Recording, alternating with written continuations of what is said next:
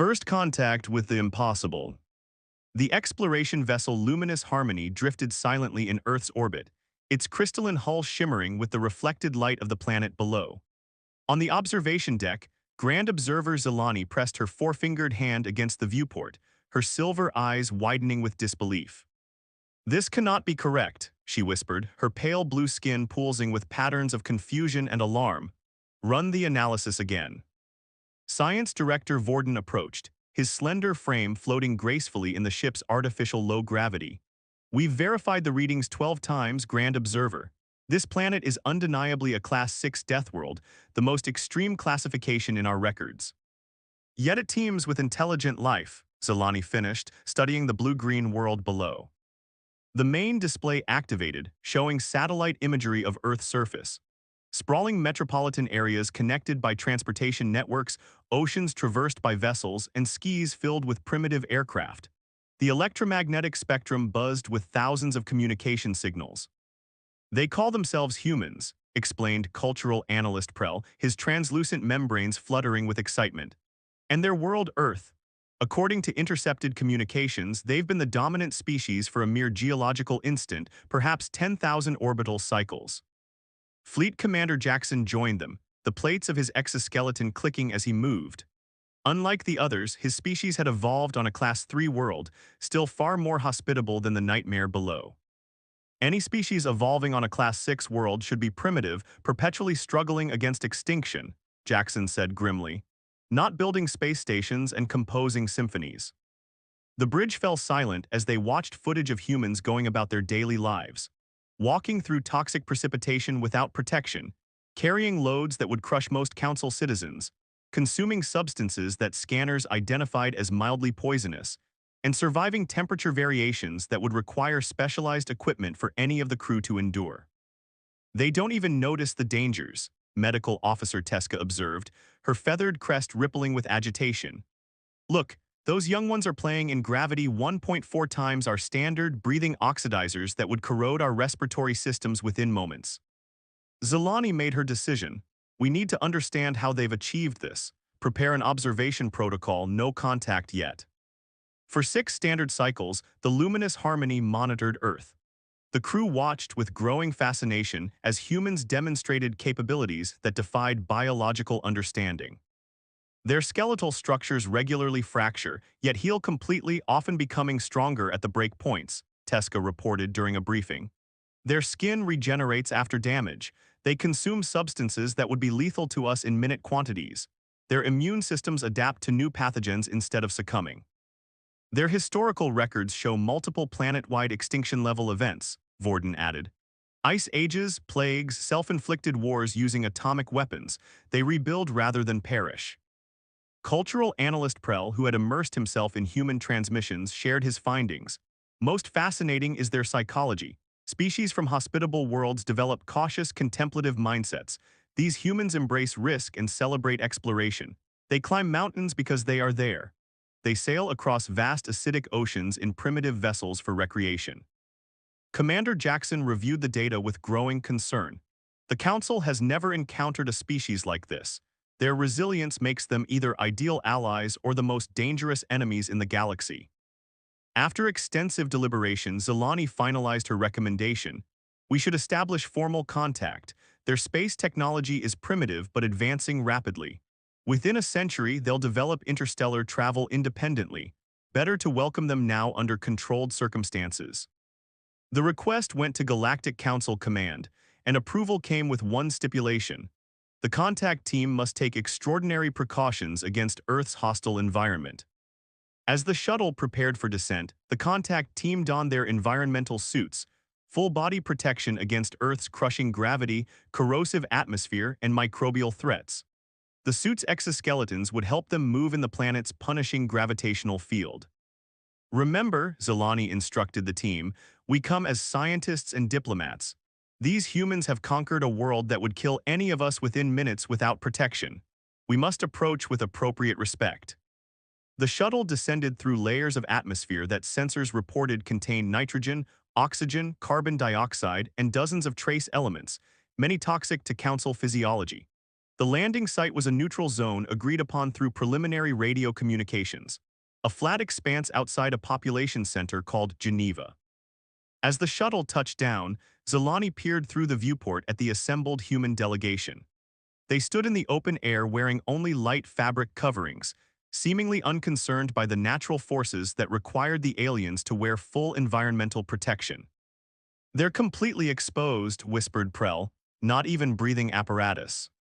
The shuttle door opened and the team stepped onto Earth soil. Despite their protective suits, they felt the crushing weight of gravity making each movement deliberate and difficult. The atmospheric pressure pressed against their suits, a constant reminder of the death trap this world represented to them. A human stepped forward, taller than expected, with dark covering on its upper head and skin that appeared impossibly durable. It raised a hand in what appeared to be a greeting gesture. "On behalf of the United Nations of Earth, I welcome you to our world," the human said, its voice translated through their systems. "I am Director Marcus Hudson of the International Space Exploration Agency." Zelani stepped forward, fighting the gravity with each movement. "I am Grand Observer Zelani of the Galactic Council. We thank you for your welcome." The human tilted its head, studying their protective gear. "Are our environmental conditions difficult for you?" "Your world would kill us in moments without these suits," Zelani admitted. "Your gravity strains our muscular systems, your atmosphere contains elements toxic to our biology, and your microorganisms would overwhelm our immune responses." The human delegation exchanged glances, expressions changing in ways the aliens' cultural databases couldn't fully interpret. "Yet you've traveled across stars," observed Hudson. "We evolved on worlds far more forgiving than yours," Zelani explained. "Most spacefaring species come from environments with minimal threats, what we classify as Class 1 or Class 2 worlds. Your Earth is a Class 6, the most extreme category in our classification system. By all our scientific understanding, intelligent life should not have evolved here." "A death world," murmured another human with fascination. "You're saying we live on a death world?" "The most extreme example we've ever encountered," confirmed Vorden. "The very conditions you find comfortable would be catastrophic for most council species."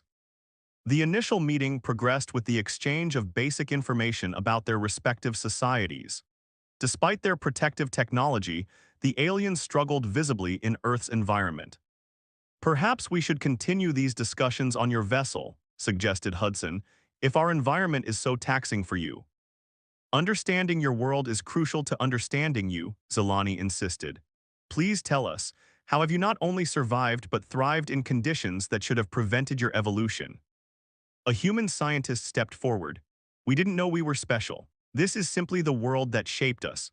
Through our history, those who survived passed on their traits: endurance, adaptability, problem-solving. When the environment tried to kill us, we didn't just survive, we mastered it." As the meeting concluded, Commander Jackson approached Zelani privately. "Their historical records show constant warfare, Grand Observer. A species forged in such harsh conditions might pose a significant threat if introduced to the wider galaxy." Zelani watched through her helmet as a human child outside laughed, running freely under a sky that would poison her in minutes. "Or they might be precisely what the Council needs," she replied. "A species that doesn't accept impossibility, one that thrives where others perish." The diplomatic mission had just begun when disaster struck. 3 weeks into the negotiations, as a permanent embassy was being constructed, Earth demonstrated why it was classified as a death world. Warning sensors blared as the ground began to shake violently. "Seismic event," shouted Vorden, "magnitude beyond our structural tolerances." The earthquake, a normal feature of this hostile planet, tore through both the partially constructed alien embassy and nearby human structures.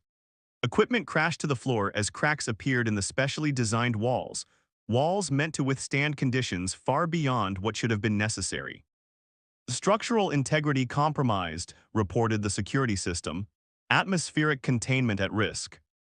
Outside, through the viewports, they could see dust rising from the human city. Buildings swayed and some collapsed. "Emergency protocols," ordered Zelani as she struggled to maintain her footing. "Evacuate to the shuttle." The embassy staff hurried toward the emergency bay, but a section of ceiling collapsed, blocking their path. Toxic Earth atmosphere began leaking through the damaged seals, air that would corrode their respiratory systems within minutes of exposure. We're trapped, Teska said, her medical scanner already showing dangerous readings. The shuttle bay is inaccessible and our environmental suits were stored there. Commander Jackson activated the emergency beacon. The luminous harmony can dispatch a rescue team, but it will take hours to reach us from orbit.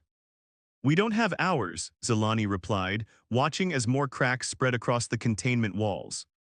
The embassy's external communication system suddenly activated. A human voice came through. Galactic Council Embassy, this is Emergency Response Team Bravo. We detect structural damage to your facility. Do you require assistance? Zelani pressed the response button. This is Grand Observer Zelani. Our evacuation route is blocked and atmospheric containment is failing. Without our environmental suits, Earth's atmosphere will be lethal to us.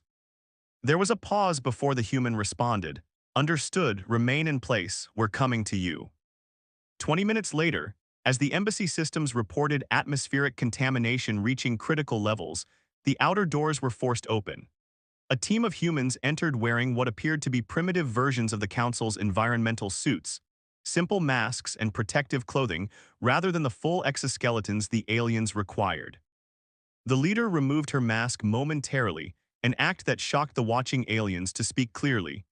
I'm Captain Ruckara Patel, Earth Emergency Response. We've brought temporary breathing apparatus for your team and have cleared a path to our vehicles. She handed Zelani what appeared to be a simple mask with an attached air tank. This isn't calibrated for your physiology, but it should filter out enough of our atmosphere to keep you alive until we reach the secure facility. The aliens exchanged uncertain glances. These simple devices seemed woefully inadequate against the toxic Earth environment, but they had no choice.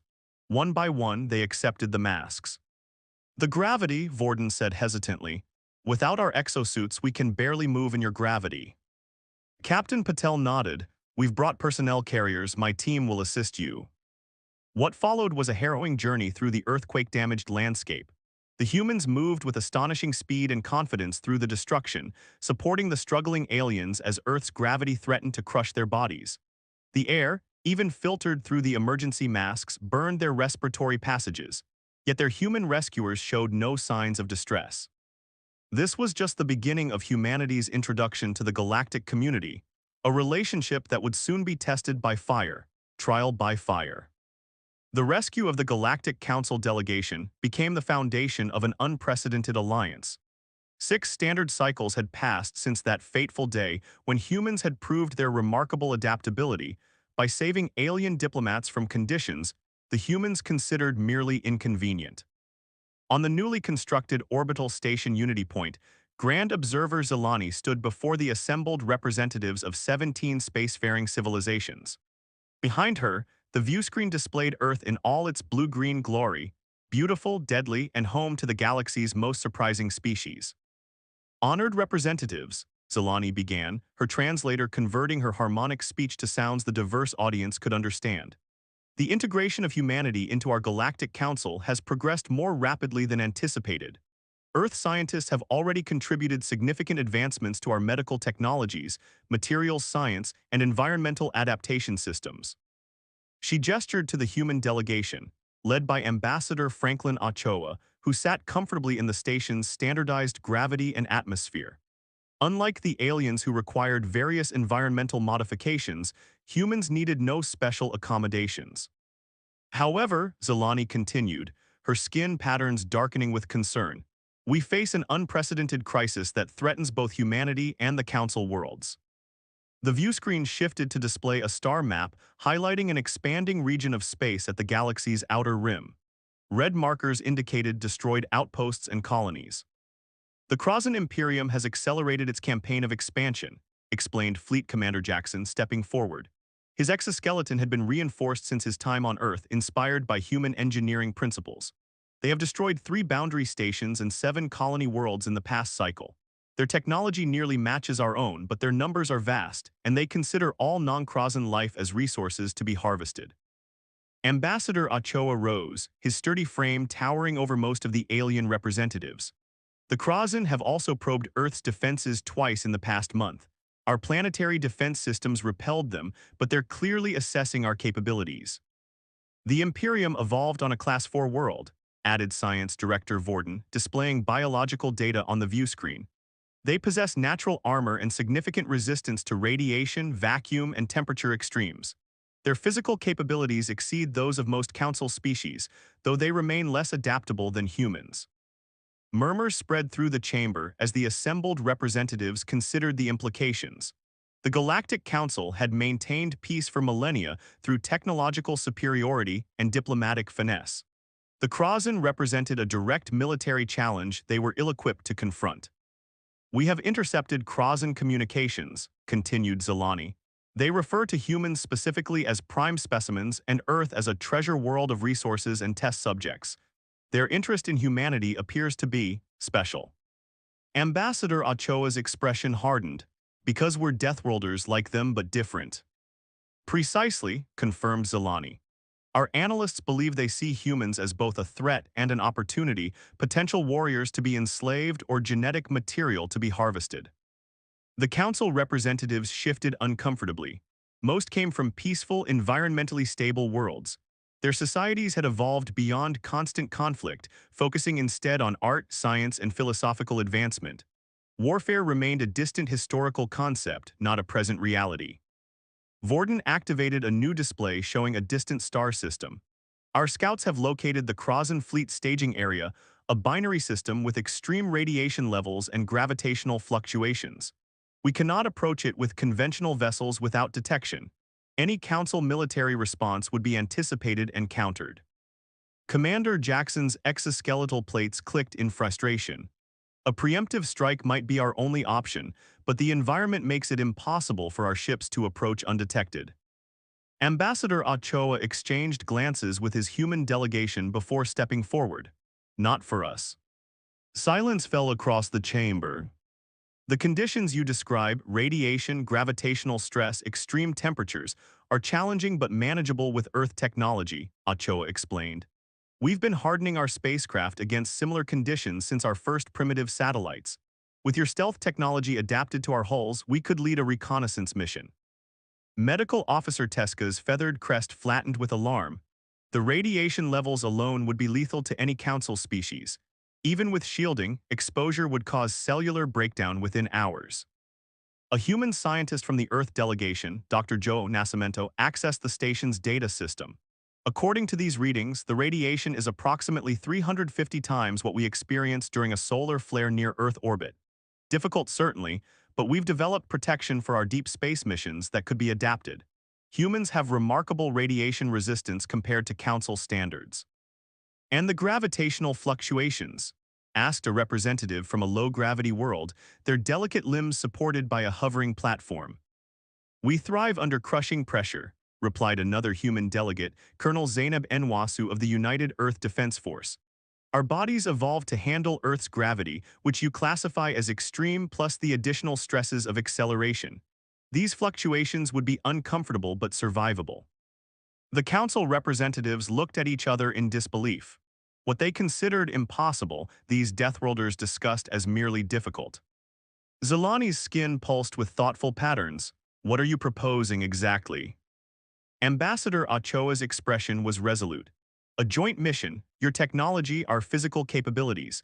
We'll adapt 2 of our vessels with Council stealth systems and lead a reconnaissance operation into Krazen territory.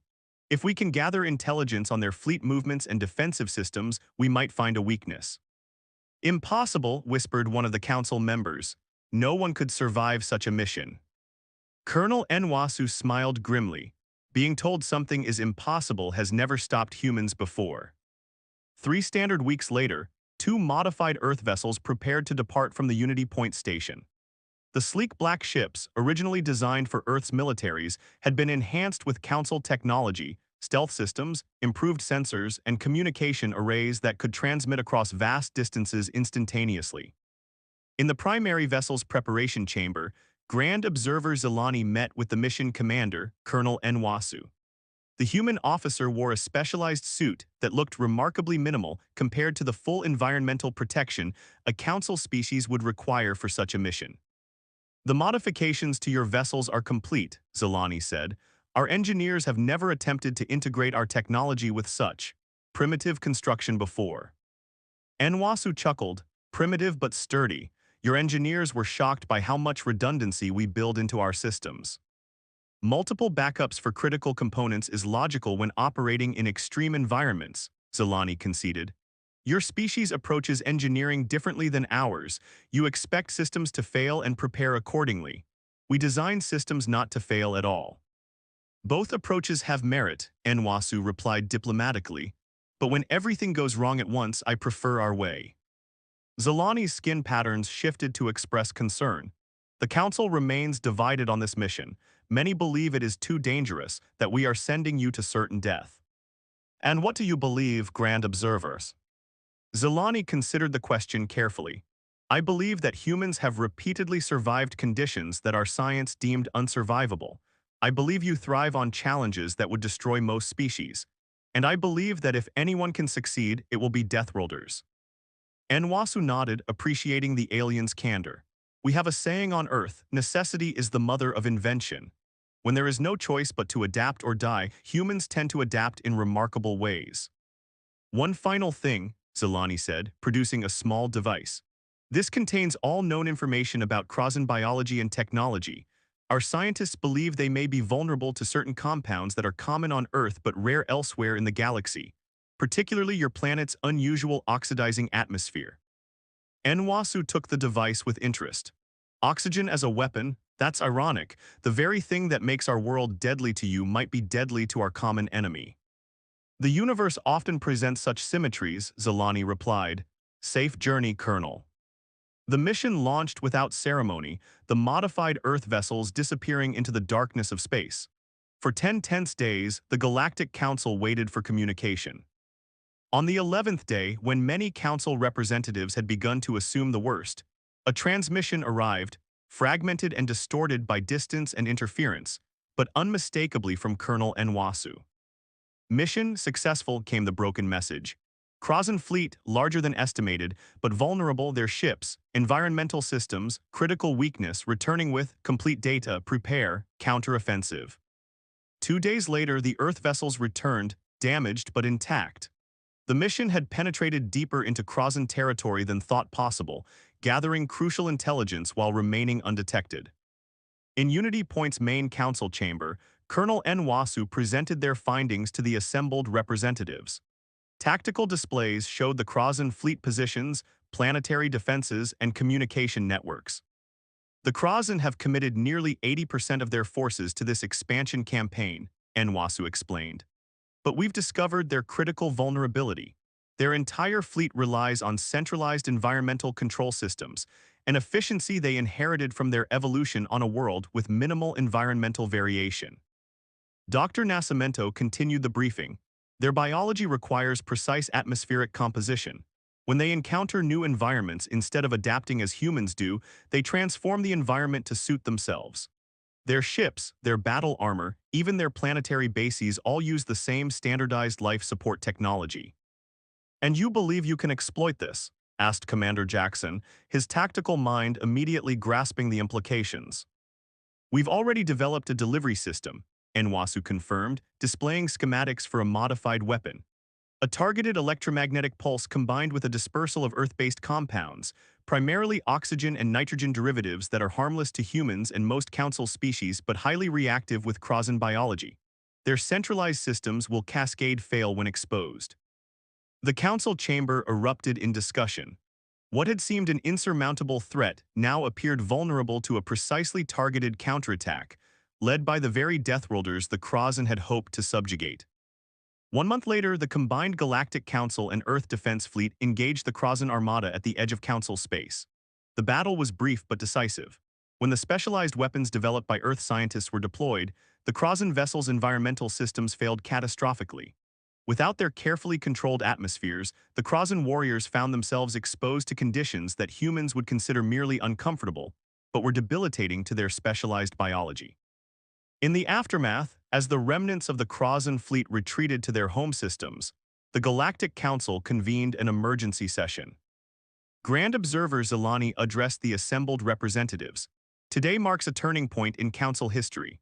For millennia, we have believed that species evolving on hospitable worlds represented the pinnacle of intelligent life, thoughtful, peaceful, and devoted to knowledge. We regarded Deathworlders as evolutionary curiosities doomed to struggle perpetually against their harsh environments. She gestured to the human delegation.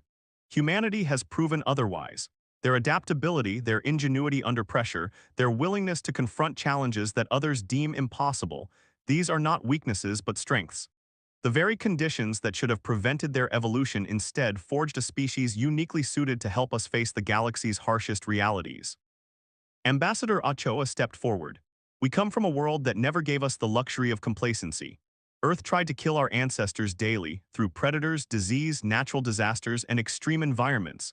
Those who survived passed on not just their genes but their determination and creativity. We don't accept impossibility because our history is the story of overcoming it. Zelani's skin patterns gleamed with a new emotion the humans had never observed before: profound respect. The Galactic Council recognizes Earth not as a death world to be feared, she announced formally, but as the crucible that forged our most valuable allies. From this day forward, humanity will hold a permanent seat on the Council High Command, for who better to help us navigate the unknown than those who have mastered the impossible. As the declaration was met with unanimous approval, Commander Jackson approached Ochoa privately. I once feared what humanity might become if introduced to the wider galaxy, he admitted. I worried that a species forged in such harsh conditions might be too aggressive, too unpredictable. Ochoa smiled and Now I understand that the galaxy needed Deathworlders, Jackson replied. For the same reason that peace needs those who remember war, to preserve what is precious by understanding what threatens it.